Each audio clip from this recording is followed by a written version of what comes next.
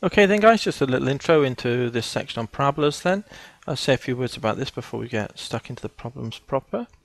The definition of a parabola then, basically it's equidistant between a point and a line. Here's a line here, it's termed the directrix, and here's a point here, it's termed the focus. So if you find the equidistant locus of points between the point and the straight line, it will map out what is termed a parabola. There's lots of labels and terms. The point that the curve runs through on this line here is called the axis of the parabola, and it turns out that this parabola is symmetric about this axis, and it's the axis that runs through the point P, which is termed the focus.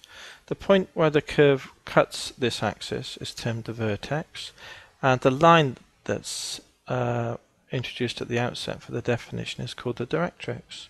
So there's lots of terms flying around here, but essentially it's the locus of points mapped out by being equidistant from a point to a line. The line is the directrix, the point is the focus, and the middle point here where the curve goes through is the vertex. Making this little distance between the two is termed the focal length. So that's the terminology there. We get used to it with practice when we do the questions and become familiar with the terms. How do we get the derivation of a parabola as far as Cartesian coordinates concerned? Here's a general point P.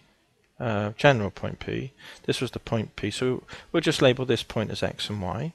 Drop a vertical here. Now the formula for the distance of any point to a line is given by this formula here. So if you have a point, which I've put here, PQ, to a line, which is the directrix, then we know that distance will be given by this formula, so it's easy to put in.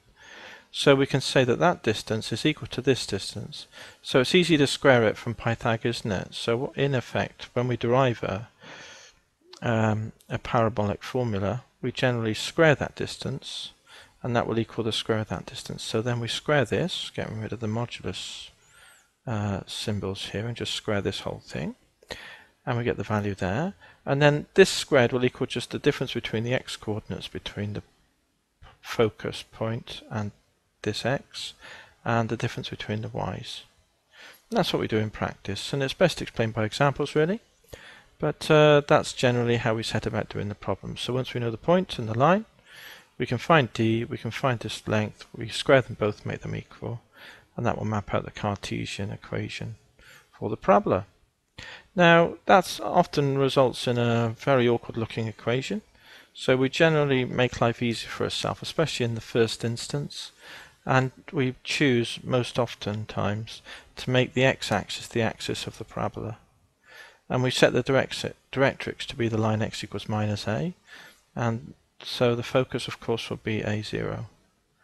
So you've got this point here, a0, equidistant the other side of the vertex to the directrix x equals minus a is here. So you can see how you would mark off a point here, general point.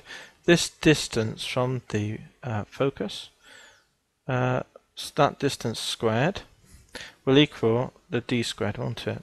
So let's have a look at that, see how we would derive the general form for a parabola which is given here. So the distance d, nice and easy to get now because that's just a horizontal line. The difference between the x coordinates is x minus a, which is x plus a then. That's the total distance for d. And Pythag just gives us the coordinate x minus a is the x value, square that. The height is y squared, square that and add them. And that will be this distance squared here is equal to d squared, which is the x plus a bracket squared. Then we can just expand brackets, y squared, x squared, minus 2ax is the middle terms, plus a squared, equals, and then expand this bracket, x squared plus 2ax plus a squared. There's an x squared common both sides and an a squared common both sides. It just leaves the y squared on this side. Move this thing that's left here through the equals to be with the other 2ax, and that will end up with 4ax. So this is the formula that we use, and we generally use this as an archetypal template, or a template rather, to draw lots of other parabolas which are variations on the same theme. So they might shift along the x-axis or along the y-axis, or the x and y-axis might be interchanged. And in this section we'll see lots of examples where that's done, but we'll start with just a gentle introduction with the first few examples. So really these things are best explained by examples, so all the best in this section then, guys, and I'll catch you in the next section. Cheers!